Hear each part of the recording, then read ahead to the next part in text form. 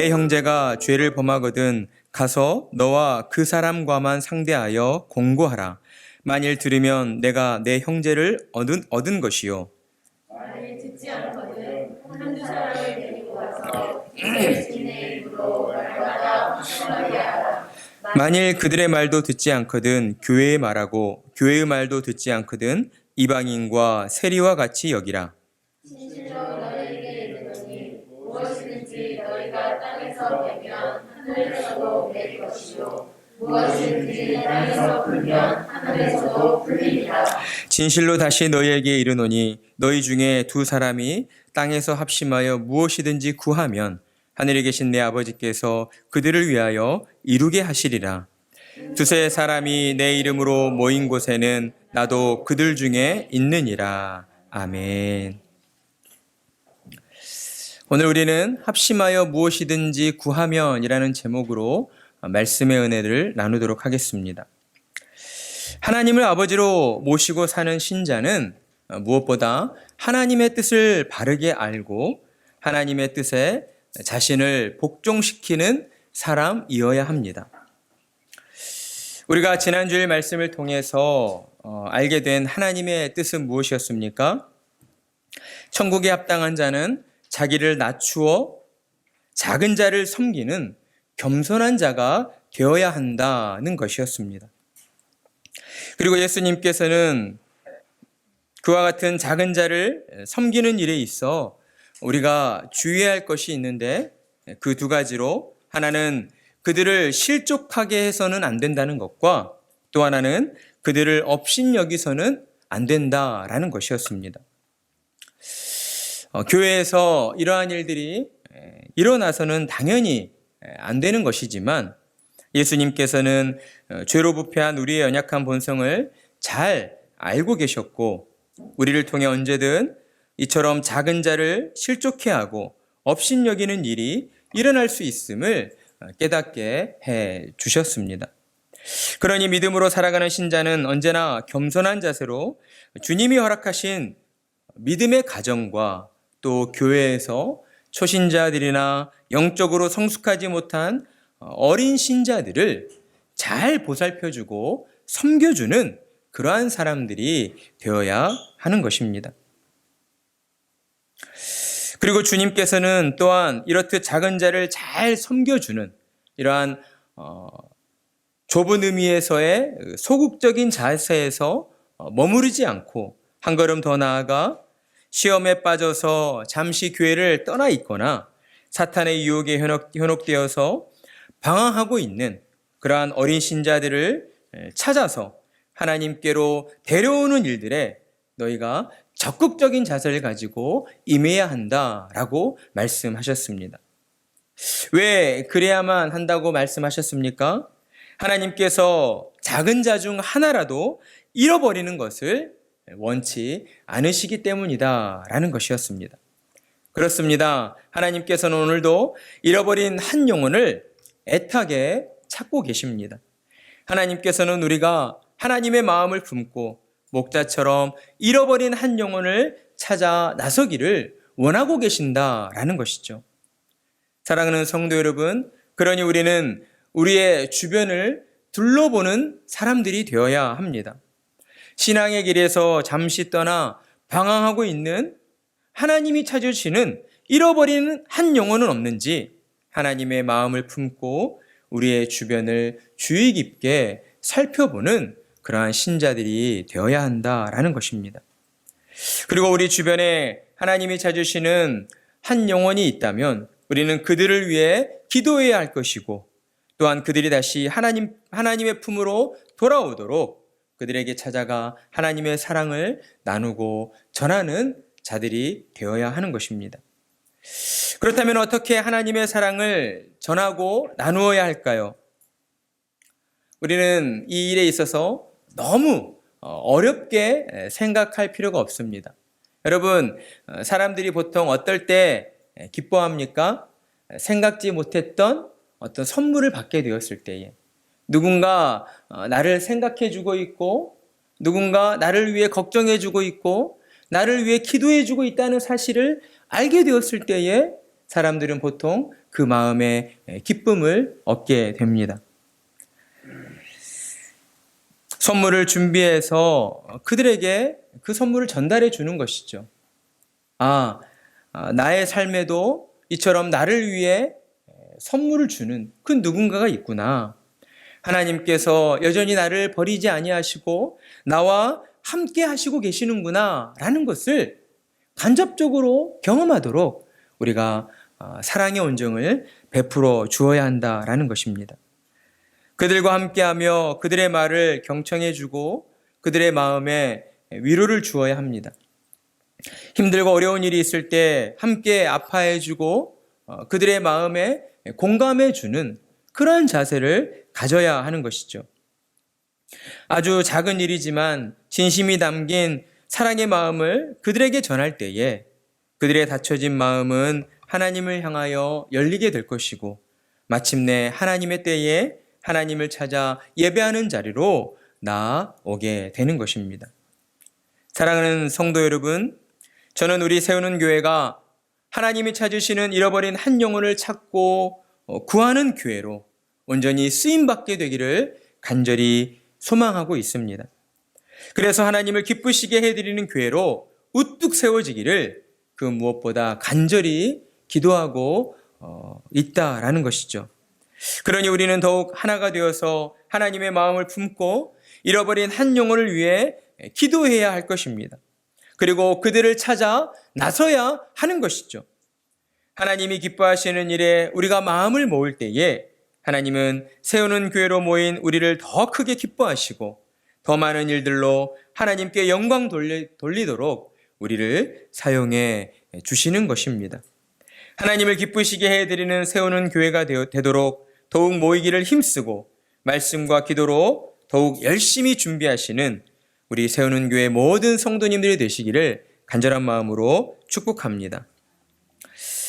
이어지는 오늘의 말씀은 목자의 마음으로 잃어버린 양 한 마리를 찾아 돌아오게 하라 하신 지난주의 말씀과 동일한 원칙의 말씀을 우리에게 가르쳐 주시고 있습니다.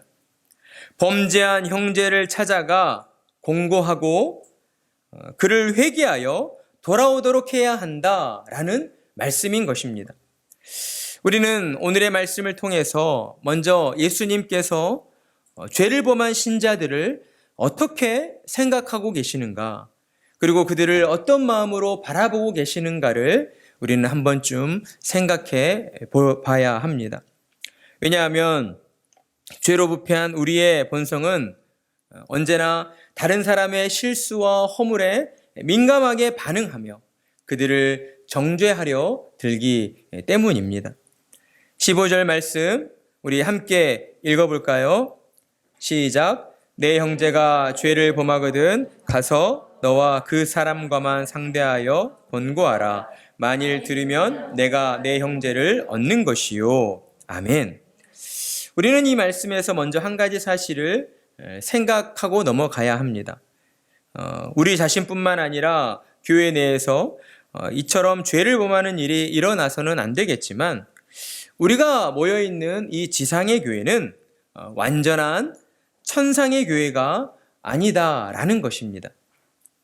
때문에 언제든 교회 안에서 나 자신을 통해 또는 내 옆에 있는 믿음의 형제 자매를 통해 죄를 범하는 일들이 일어날 수 있다는 것을 우리는 늘 생각하고 있어야 한다라는 것이죠. 우리 모두는 언제나 실수할 수 있고 넘어질 수 있는 그러한 연약한 존재들이다라는 것입니다. 이러한 생각들이 교회 공동체 안에 기본적으로 잘 자리하고 있을 때에 우리는 죄를 범한 형제를 바라보고 또한 그들의 잘못을 주님의 가르침대로 우리가 용서하고 용납할 수가 있게 되는 것입니다. 예수님께서는 형제가 죄를 범했을 때에 세 단계의 과정을 거쳐 그를 공고하라라고 말씀하십니다. 첫 번째 단계는 형제가 범죄한 사실을 직접 보았거나 또는 알게 되었을 때에 혼자 찾아가서 공고하라라고 하셨습니다. 여기서 주님이 너희 혼자 죄를 범한 형제에게 찾아가라 라고 하신 것에는 사람에 대한 깊은 이해와 또한 배려심 때문이다 라고 할 수가 있습니다. 왜냐하면 사람은 누구나 어떻습니까? 자신이 저지른 그 잘못이 드러나게 되었을 때에 부끄러움과 수치심을 느낄 수밖에 없기 때문입니다. 그러니까 범죄한 형제를 찾아가 공고할 때에 혼자 찾아가라고 하신 것은 그의 마음의 부끄러움과 수치심을 최대한 덜어주기 위한 주님의 배려이다라고 하는 것이죠. 주님이 원하시는 것은 죄를 범한 형제가 자신의 죄를 깨닫고 돌이켜 회개하는 것이기 때문입니다. 그래서 주님은 최대한 형제의 마음이 상처받지 않도록 조심해서 그에게 다가가라고 우리에게 말씀을 하신 것이죠. 그런데 문제는 무엇입니까? 대부분의 사람들이 자신의 잘못을 알면서도 선뜻 인정하려 들지 않는다라는 것이죠. 이것은 우리의 경험을 통해서도 쉽게 확인할 수 있습니다. 때로 자녀들과의 관계에서 아빠, 엄마가 실수할 때가 있습니다. 그런데 대부분 어떻습니까? 처음에는 아빠, 엄마가 잘못한 것을, 실수한 것을 인정하려 들지 않는 것이죠. 자녀 앞에서 자존심 상하고 싶지 않은 그런 마음이 우리 안에 있기 때문입니다.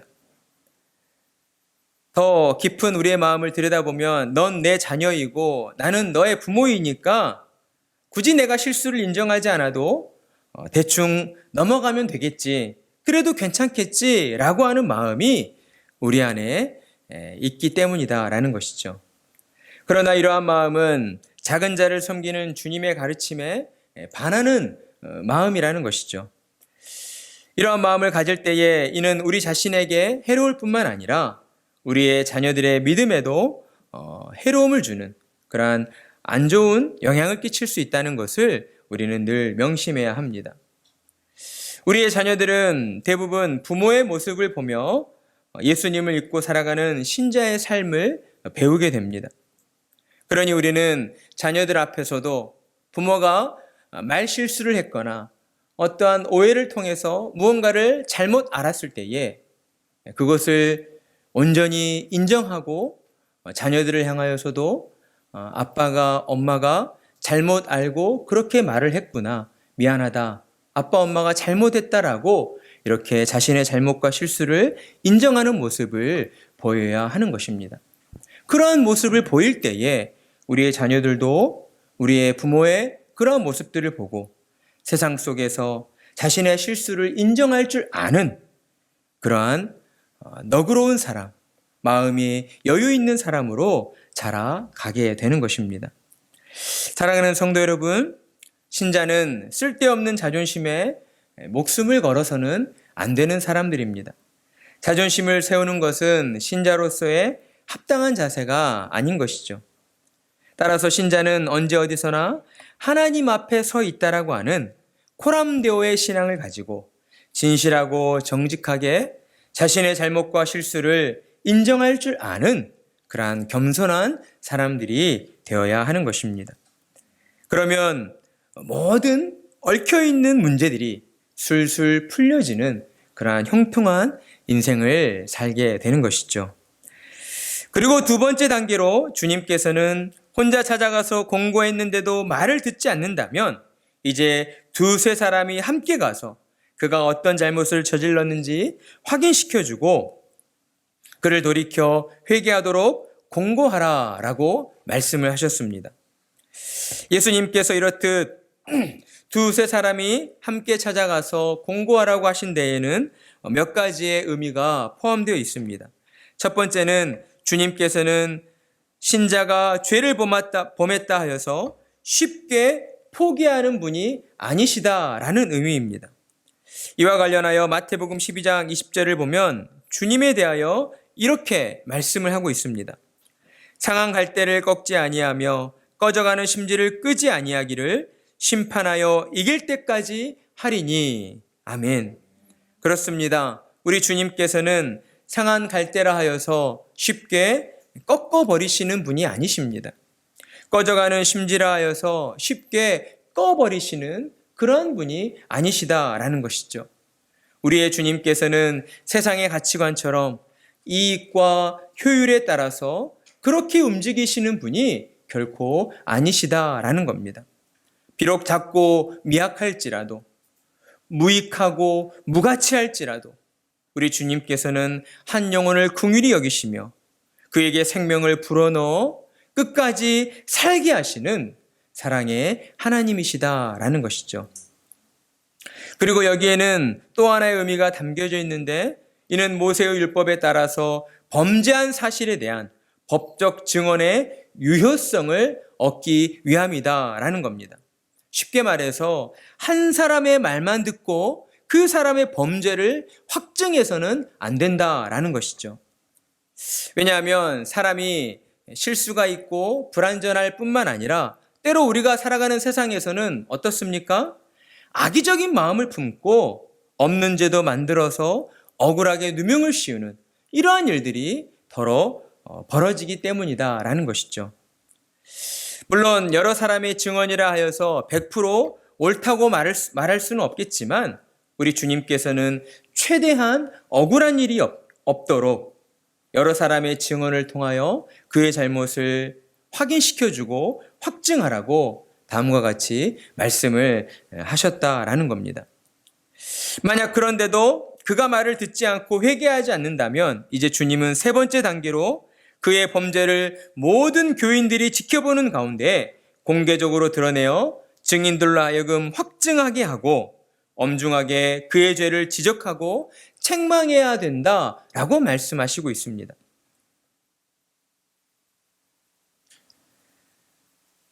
한 사람, 두세 사람을 통하여서 그가 저지른 죄가 분명히 밝혀졌는데도 불구하고 끝까지 자신의 잘못을 뉘우치지 않고 회개하지 않을 때에 주님은 그를 하나님의 자녀가 아닌 이방인이나 세리와 같이, 즉 불신자와 같이 여겨야 한다라고 우리에게 말씀을 하신 겁니다. 이것은 한 사람의 공고로 시작해서 교회의 책망에 이르기까지 그의 범죄가 사실임에 모두 밝혀졌음에도 불구하고 끝까지 자신의 죄를 인정하지 않고 회개하지 않는다면 교회는 그의 믿음을 인정하기 어렵기 때문에, 또한 그가 하나님의 자녀요 주께 속한 자라는 사실을 인정하기 어렵기 때문에 그를 불신자 취급하여서 교제를 단절하고 교회 밖으로 쫓아내야 한다라고 우리에게 말씀을 하신 것입니다. 이것을 가리켜 우리는 출교라고 부르고 있습니다. 그런데 어떤 사람들은 교회가 처하는 이 출교의 조치에 대해서 잃어버린 한 영혼을 찾아야 하는 교회가 사랑의 의무를 다하지 않고 어떻게 교회로 나온 한 사람을 쫓아낼 수 있느냐라고 의문을 가질지도 모릅니다. 그러나 여기에는 우리가 깊이 인식하지 못하는 죄의 파급력에 대한 문제의식이 담겨져 있다라는 것이죠. 주님이 원하시는 것은 언제나 범죄한 자가, 죄를 지은 자가 자신의 잘못을 뉘우쳐 돌이켜 회개하는 데 있습니다. 그러나 그렇지 않을 때에 주님께서는 교회 공동체를 통하여서 또는 믿음의 공동체를 통하여서 심각한 문제가 야기될 수 있다는 것을 우리에게 가르쳐 주시고 있다는 것이죠. 그것은 한 사람의 죄가 교회 전체를 오염시킬 수 있다라는 것입니다. 여러분, 이것이 바로 죄가 가지고 있는 파급력입니다. 그러니 우리는 교회 안에 죄 지은 한 사람이 있을 때에 그를 권고하고 또 권고하고 또 권고했는데도 불구하고 자신의 죄를 뉘우치지 않고 돌이켜 회개하지 않는다면 그를 교회 밖으로 쫓아내는 이러한 출교의 일들을 주님의 말씀에 따라 단행해야 하는 것입니다. 왜냐하면 바이러스가 사람 몸 안에 침투하게 되면 건강한 세포들을 모두 감염시키는 것처럼 죄는 모양과 크기에 상관없이 교회 안에 존재하게 되었을 때에 건강한 성도들을 감염시키고 범죄하도록 유혹하는 그러한 심각한 문제가 야기될 수 있기 때문이다라는 것입니다. 따라서 주님은 이러한 세 단계에 거쳐서 자신의 잘못을 확인시켜주고 돌이켜 회개하도록 공고했음에도 불구하고 그가 말을 듣지 않는다면 교회의 건강과 거룩을 위해서 그를 출교하라고 우리에게 말씀을 하신 것입니다. 그리고 주님은 교회가 이처럼 한 사람의 신앙을 점검하고 판단하는 권한이 하나님께로부터 부여받은 것이다 라고 우리에게 말씀을 해주시는 것이죠. 이와 관련하여 마태복음 18장 18절의 말씀, 우리 18절의 말씀을 함께 읽어보겠습니다. 시작. 진실로 너희에게 이르노니 무엇이든지 너희가 땅에서 매면 하늘에서도 매일 것이요 무엇이든지 땅에서 풀면 하늘에서도 풀리리라. 아멘. 예수님께서는 베드로의 신앙 고백을 들으시고 교회의 권세에 대하여 또한 다음과 같이 말씀해 주셨습니다. 천국의 열쇠를 내게 주리니 내가 땅에서 무엇이든지 매면 하늘에서도 매일 것이요 내가 땅에서 무엇이든지 풀면 하늘에서도 풀리리라. 아멘. 예수님께서 다음과 같이 말씀하시는 의미는 무엇입니까? 교회에서 행해지는 모든 일들은 결과적으로 사람의 일로 시작하여 사람의 일로 끝나는 것이 아니라 하나님의 뜻대로 그 일들이 이루어지게 된다라는 것입니다.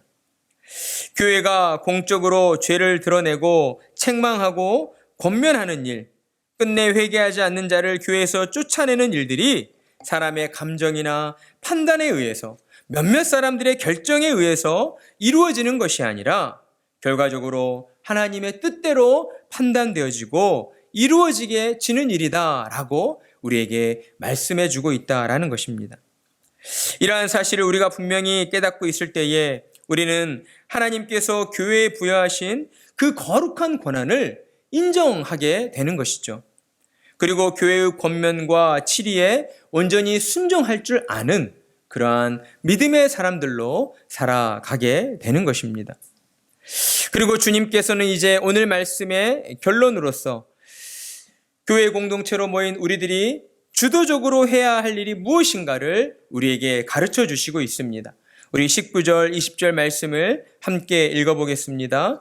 시작. 진실로 다시 너희에게 이르노니 너희 중에 두 사람이 땅에서 합심하여 무엇이든지 구하면 하늘에 계신 내 아버지께서 두세 사람이 내 이름으로 모인 곳에는 나도 그들 중에 있느니라. 아멘. 예수님께서 주님의 이름으로 모인 교회가 주도적으로 행해야 할 일이 무엇이라고 말씀하시고 계십니까?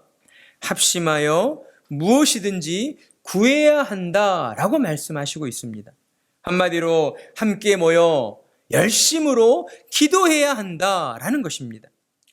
주님은 너희가 교회로 모여 합심하여 기도할 때에 하늘에 계신 하나님께서 교회를 위하여 기도한 모든 것들을 들어주시고 이루어 주신다라고 우리에게 말씀해 주시고 있는 것이죠. 그렇습니다. 우리는 교회가 주님이 말씀하여 주시는 대로 기도하는 집이라는 사실을 늘 잊지 말아야 합니다.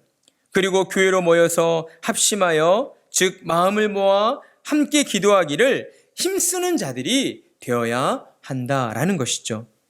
특별히 무엇을 위해 기도해야 합니까?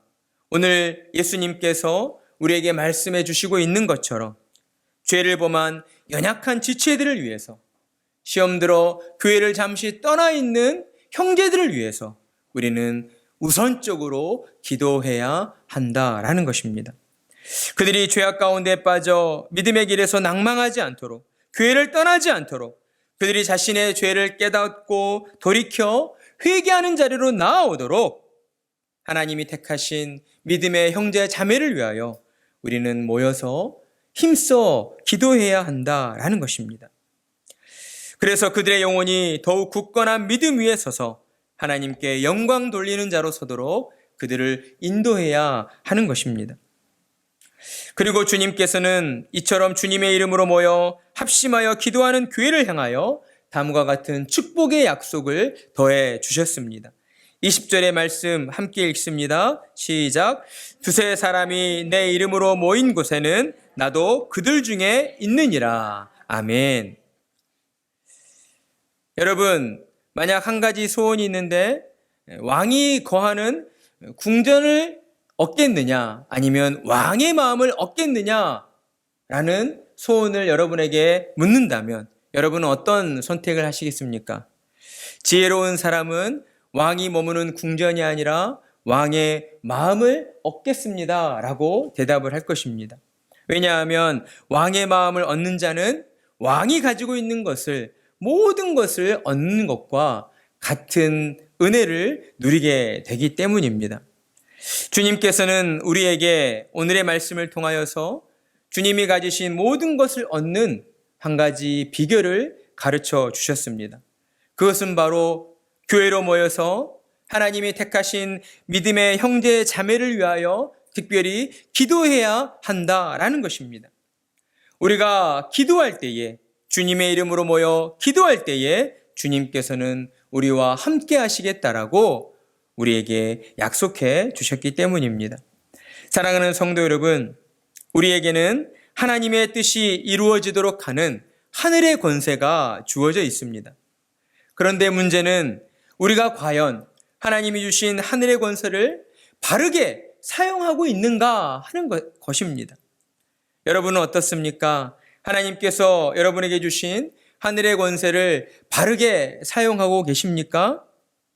우리는 주님의 말씀에 순종하여서 교회로 모여서 더욱 합심하여 기도하는 일에 열심을 내는 자들이 되어야 합니다.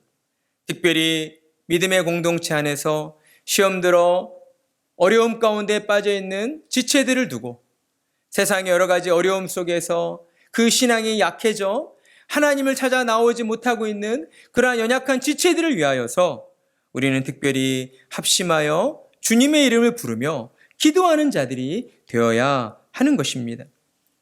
우리가 이렇듯 주님의 이름으로 모여 합심하여 간절히 기도할 때에 교회를 위하여, 가정을 위하여, 자녀를 위하여, 더 나아가 이 나라 이 민족을 위하여 하나님께서 찾으시는 잃어버린 한 영혼을 두고 간절히 기도할 때에 하나님께서는 기도하는 우리를 통하여 하나님의 일들을 이루어 가시고 하나님의 영광을 목도하도록 은혜를 베풀어 주실 것입니다.